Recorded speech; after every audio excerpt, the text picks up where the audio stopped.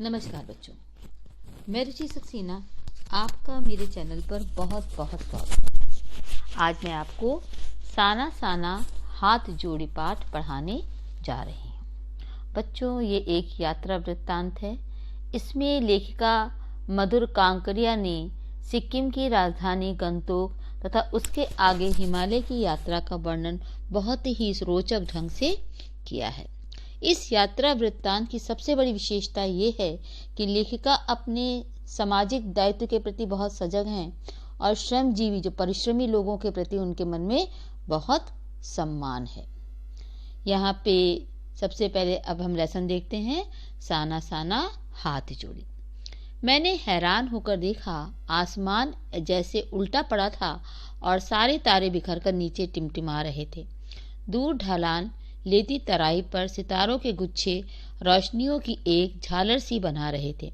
क्या था वो रात में जगमगाता गंगटोक शहर था।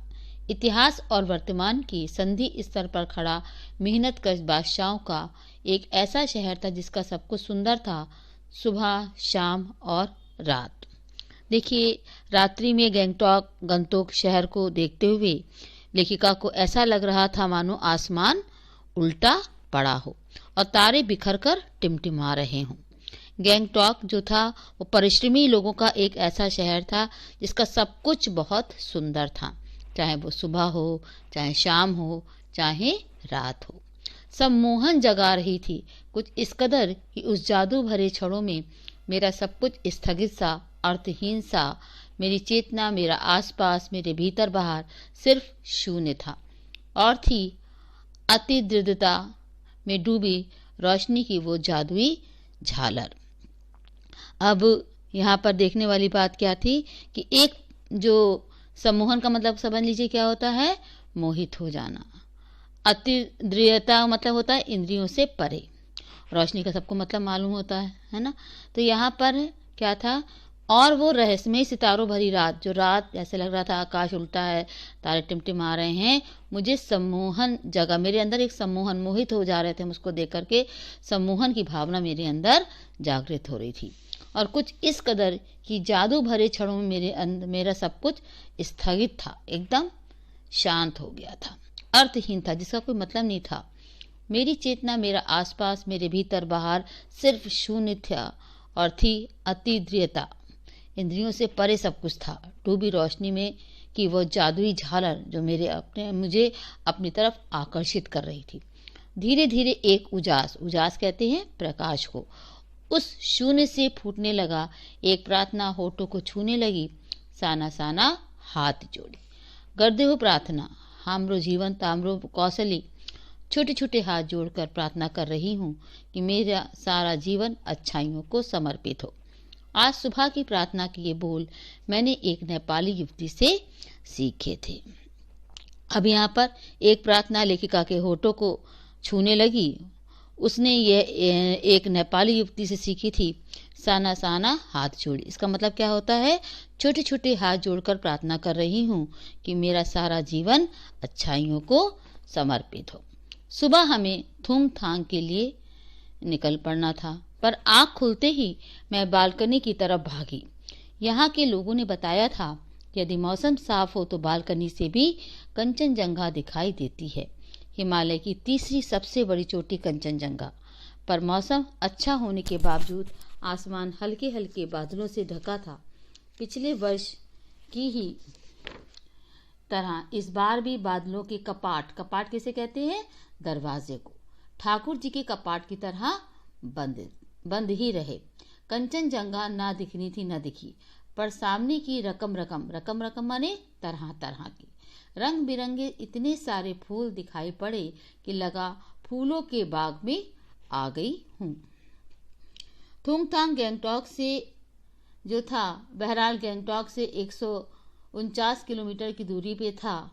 थुमथांग यानी घाटियाँ, सारे रास्ते हिमालय की गहनतम घाटियाँ और फूलों से लदी वादियाँ मिलेंगी आपको, ड्राइवर कम गाइड जितेंद्र नार्गे मुझे बता रहा था। वहाँ बर्फ मिलेगी? मैं बचकाने उत्साह से पूछने लगी, जैसे छोटे बच्चे पूछते नहीं हैं। मैंने भी जितेंद्र से पूछा, क्या वहाँ पे बर्फ देखने को मिलेगी? तो उसने कहा चलिए। तो जगह जगह गदराए पाइन और धूपी के खूबसूरत नुकीले पेड़ों का जायजा लेते हुए हम पहाड़ी रास्तों पर आगे बढ़ने लगे थे। एक जगह दिखाई दी एक कतार में लगी सफेद सफेद बौद्ध पताकाएं, किसी ध्वज की तरह लहराती, शांति और अहिंसा की प्रतीक ये पताकाएं जिन पर मंत्र लिखे हुए थे। नार्गे ने बताया यहाँ बुद्ध की बड़ी मान्यता है।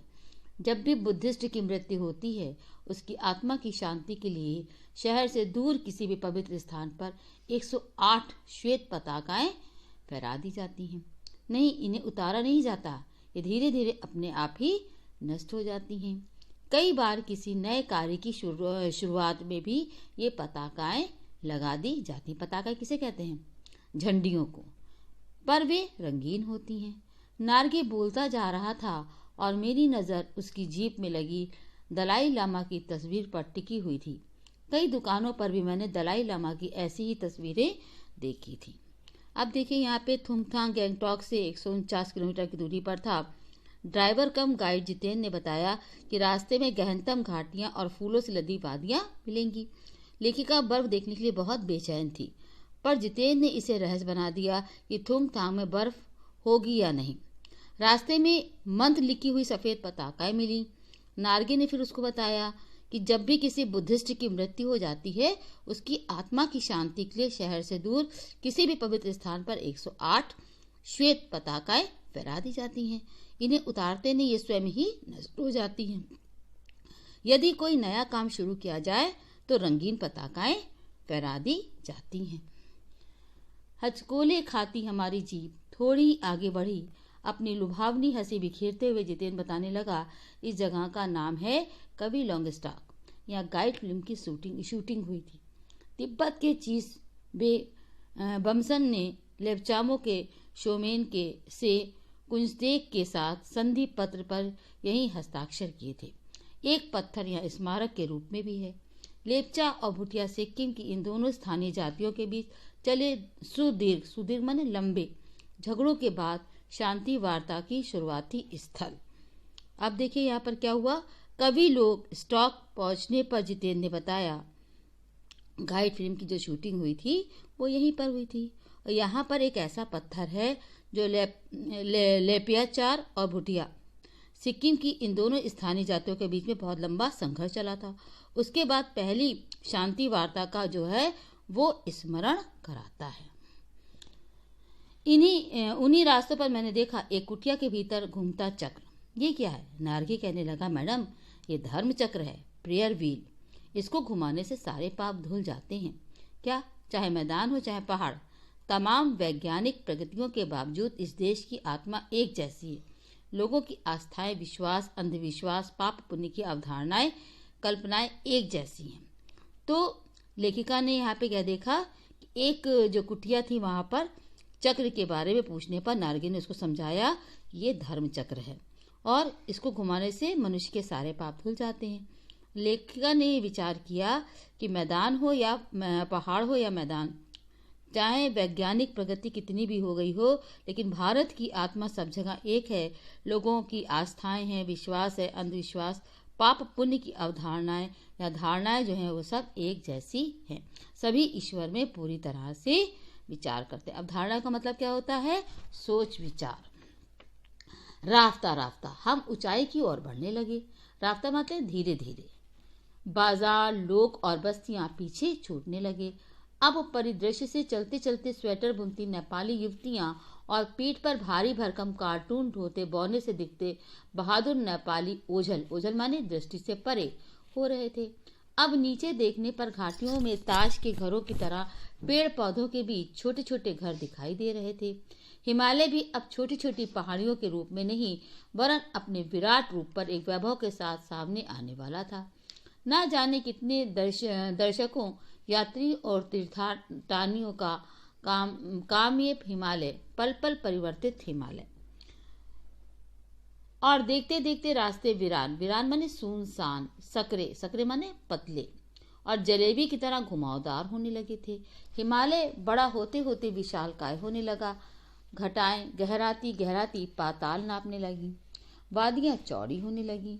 बीच बीच में करिश्मे की तरह रंग बिरंगे फूल शिद्दत से पक्के रास्ते से गुजरते यूं लग रहा था जैसे हम किसी सघन हरियाली वाली गुफा के बीच हिचकोले खाते निकल रहे हों।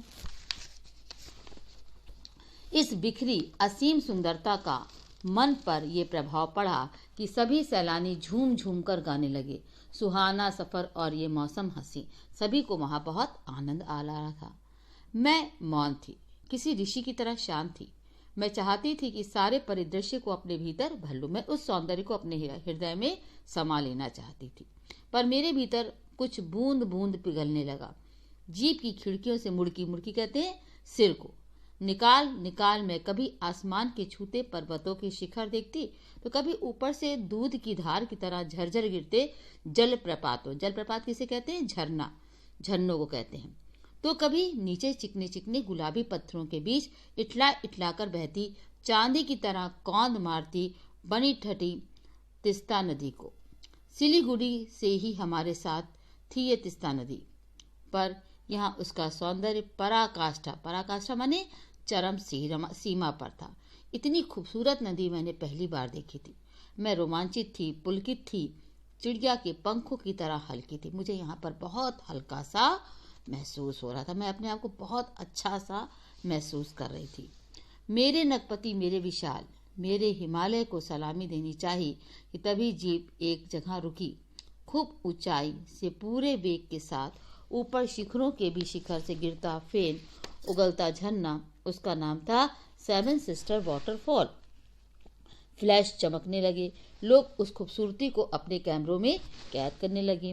तभी सैलानी इस खूबसूरत लम्हों की रंगत को कैमरे में कैद करने में मशगूल थे। मशगूल माने व्यस्त थे।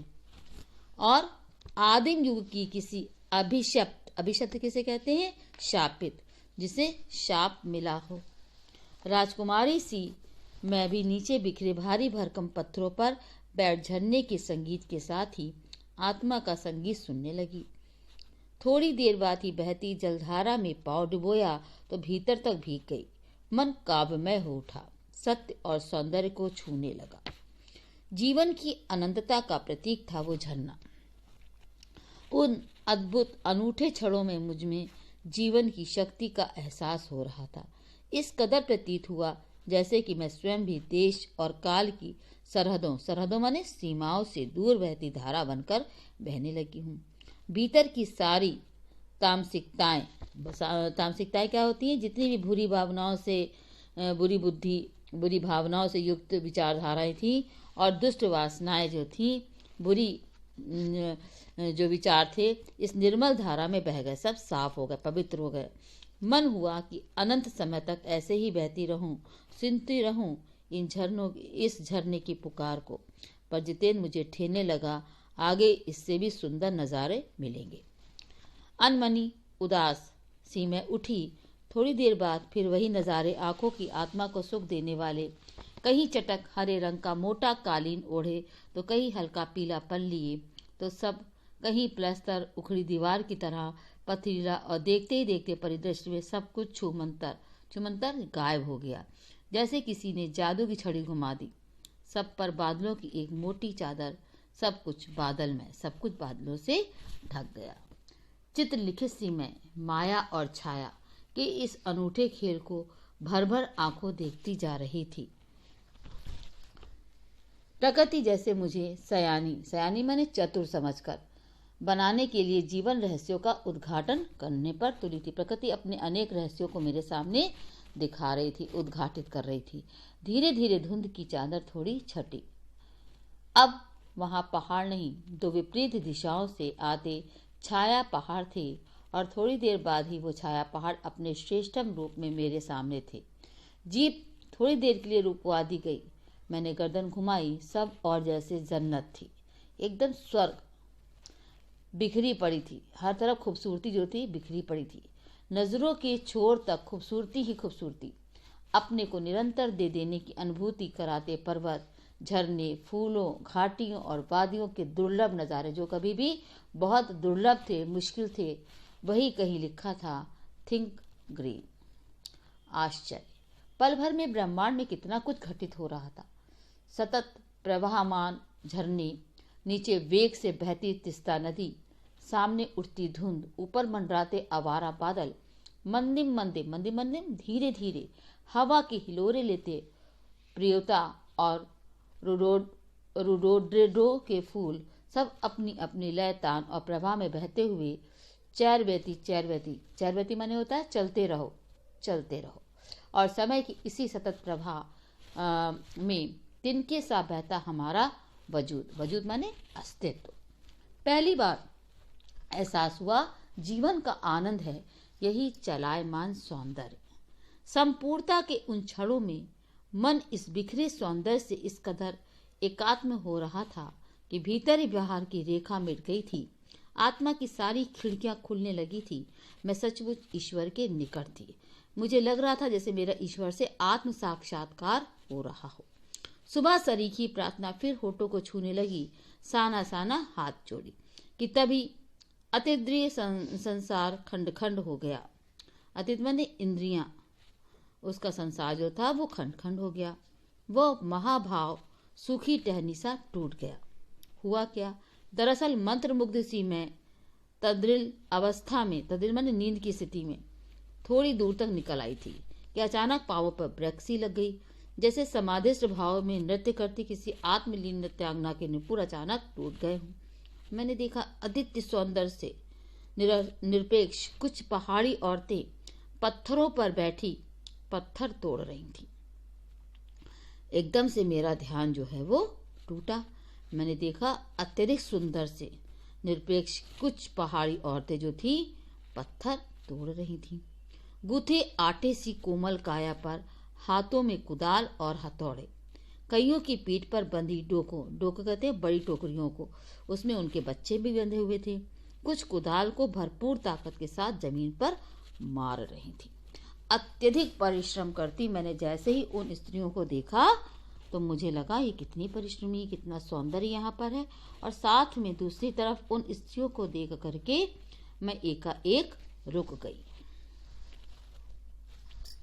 यहाँ पर इतने स्वर्गीय सौंदर्य, नदी, फूलों, वादियों और झरनों के बीच भूख, मौत, दैन्य और जिंदा रहने की ये जंग, ये स्त्रियां किस लिए इतना काम कर रही हैं?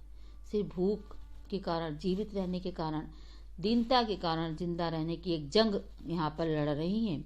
मातृत्व और श्रम साधना साथ साथ मातृत्व का पालन भी कर रही हैं, पीठ पर उनके बच्चे हैं और परिश्रम के साथ साथ, अत्यधिक परिश्रम के साथ साथ अपने जीवन का निर्वाहन कर रही हैं। वहीं पर खड़े BRO बोर्ड रोड ऑर्गेनाइजेशन के एक कर्मचारी से पूछा मैंने, ये क्या हो रहा है? उसने चूहलबाजी के अंदाज में बताया कि रास्ते से गुजरते हुए आप हिम शिखरों से टक्कर लेने जा रही हैं। इन्हीं रास्तों की ये पहाड़ी ने चौड़ा बना रही हैं। उसने चूहलबाजी के अंदाज में कहा कि ये औरतें इन रास्तों को चौड़ा बना रही हैं। बड़ा खतरनाक कार्य होगा ये। मेरे मुंह से अकस्मात अचानक निकला। वो संजीदा हो गया, वो सावधान हो गया। संजीदा माने सावधान भी होता है और गंभीर भी होता है। कहने लगा, पिछले महीने तो एक की जान भी चली गई थी। बड़ा दुस्साहस कार्य है पहाड़ों पर रास्ता बनाना। पहले डायनामाइट से चट्टानों को उड़ा दिया जाता है, फिर बड़े बड़े पत्थरों को तोड़ तोड़कर एक आकार के छोटे छोटे पत्थरों में बदल दिया जाता है। फिर बड़े से जाले में उन्हें लंबी पट्टी की तरह बैठाकर कटे रास्तों पर बाड़े की तरह लगाया जाता है। जरा सी चूक और सीधा पाताल प्रवेश। अगर कोई जैसा चूका वो सीधे नीचे चला जाता है, पाताल लोक में चला जाता है। और तभी मुझे ध्यान आया, इन्हीं रास्तों पर एक जगह सिक्किम सरकार का बोर्ड लगा था जिस पर बड़े बड़े अक्षरों में लिखा था, ever wonder who defined that to build these roads.